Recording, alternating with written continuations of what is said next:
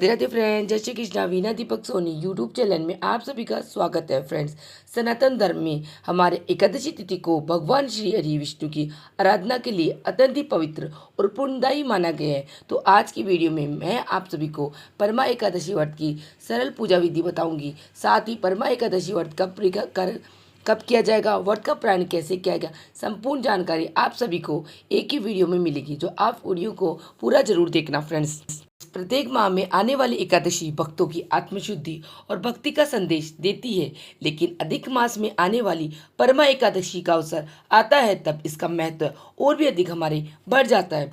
यह दुर्लभ एकादशी लगभग 3 वर्ष में एक बार आती है, इसीलिए अत्यंत विशेष और कल्याणकारी माना गया है।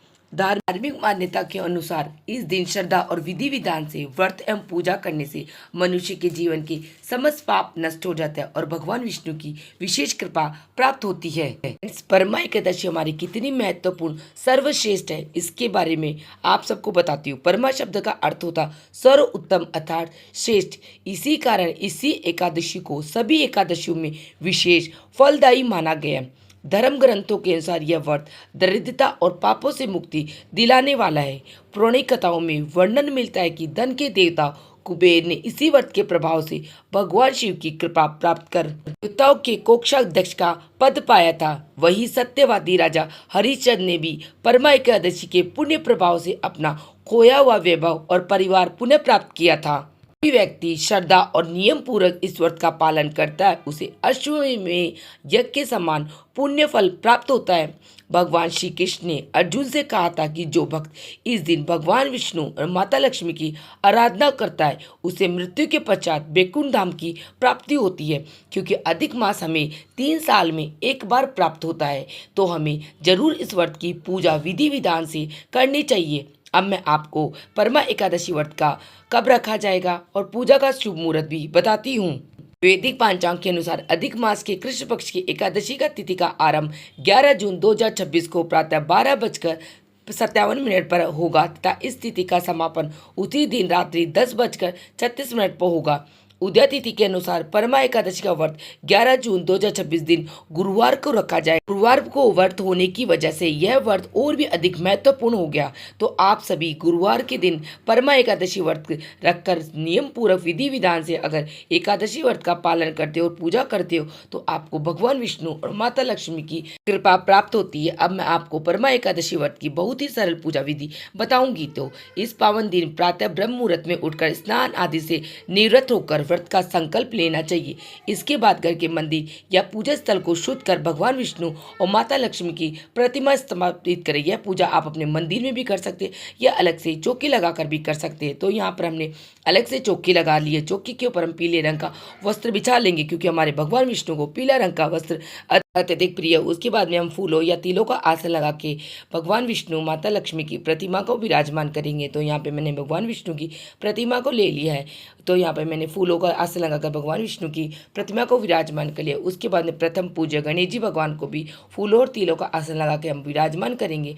तो यहाँ पे मेरे पास गणेश जी भगवान और माता लक्ष्मी का विग्रह है। तो आज के दिन उन्हें पंचामृत स्नान आप अवश्य करा लेना। तो मैंने गणेश जी भगवान को विराजमान किया। उसके बाद में फूल और तिलों का आसन लगा के भगवान माता लक्ष्मी को भी विराजमान कर दिया। क्योंकि परमा एकादशी व्रत में मोक्षदायी पुण्य फलदायी बताई गई है, तो इस एकादशी को दिन हमें लक्ष्मी माता का भी पूजन करना चाहिए। इसके बाद में आप भगवान विष्णु के पाल गोपाल स्वरूप लड्डू गोपाल की भी पूजा करते हैं। तो आज के दिन उन्हें पंचामृत स्नान करा के उन्हें भी आसन के ऊपर विराजमान कर ले। तो यहाँ पर लड्डू गोपाल जी भगवान को भी फूल और तिलों का आसन लगा के विराजमान कर लिया है। पे आप सभी को मेरे लड्डू गोपाल कान्हा जी का श्रृंगार कैसा लग रहा है उसमें कमेंट बॉक्स में कमेंट करके जरूर बताना। उसके बाद में हम दीपक प्रज्वलित करेंगे। तो यहाँ पे आप तिली के तेल का या देसी घी का भी दीपक प्रज्वलित कर सकते हैं। तो यहाँ पे मैंने देसी घी का दीपक प्रज्वलित कर लिया। दीपक प्रज्वलित करने के बाद में हम भी एक व्रत का संकल्प करेंगे। तो हाथ जोड़कर भगवान विष्णु माता लक्ष्मी गणेश जी भगवान सभी से प्रार्थना करेंगे, हे भगवान, आज मैं आपकी अधिक मास की परमा एकादशी व्रत कर रहा हूँ या कर रही हूँ। आप मेरे व्रत को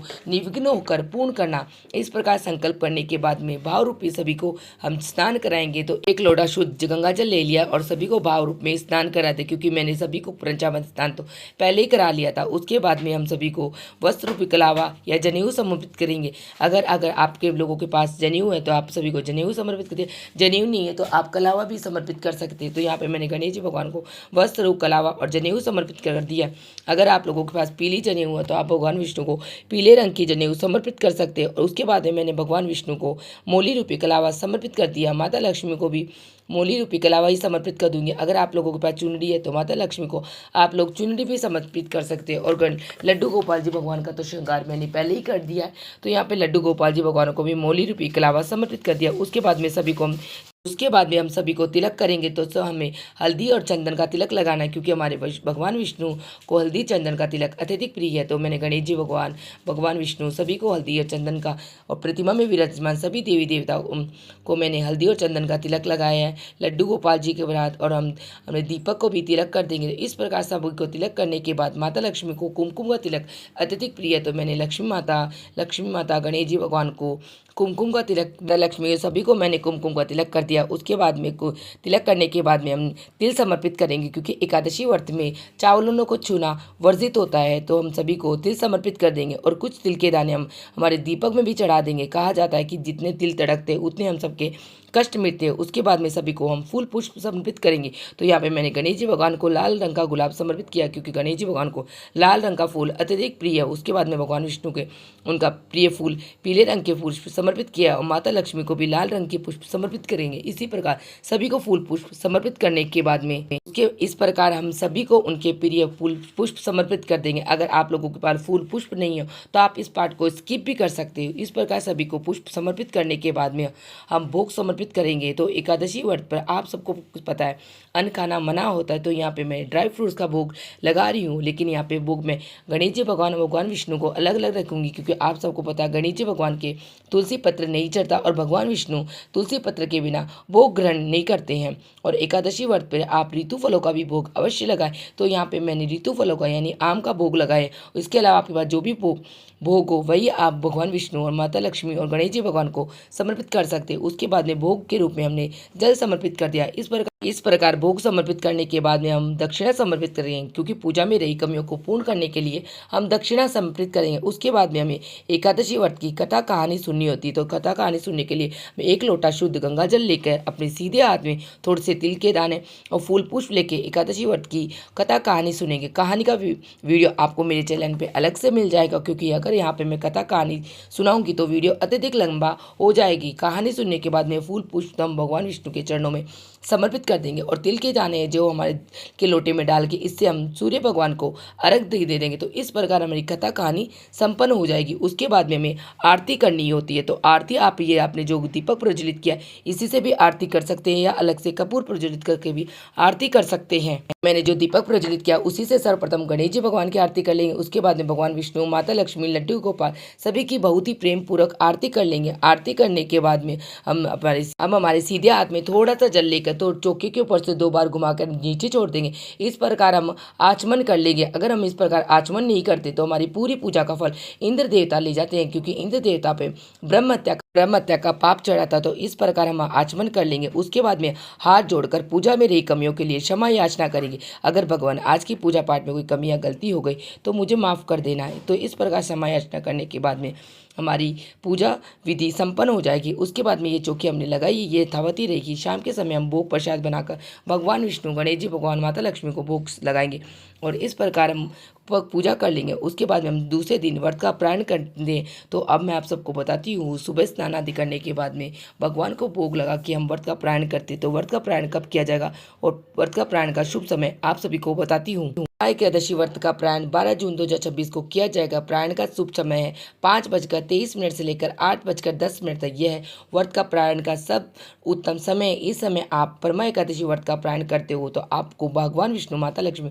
गणेश जी भगवान सभी का आशीर्वाद प्राप्त होता है, क्योंकि हमेशा व्रत का प्राण निर्धारित समय पर ही करना चाहिए। तो इस प्रकार में परमा एकादशी व्रत की पूजा विधि करनी है और व्रत का प्राण करना है, क्योंकि यह व्रत साल में हमें 3 साल में एक बार प्राप्त होता है, तो आप लोग बड़ी श्रद्धा निष्ठा भक्ति के साथ परमा एकादशी व्रत कीजिए और उससे भगवान विष्णु, माता लक्ष्मी और गणेश जी भगवान सभी का आशीर्वाद प्राप्त करिए। आप सबको बताती हूँ कि परमा एकादशी के दिन हमें क्या दान करना है। तो परमा एकादशी के दिन किया गया दान अक्षय पुण्य प्रदान करने वाला बताया गया है। धर्म ग्रंथों में वर्णित है कि इस दिन जरूरतमंदों की सहायता करने से भगवान विष्णु की अत्यंत प्रसन्न होते हैं।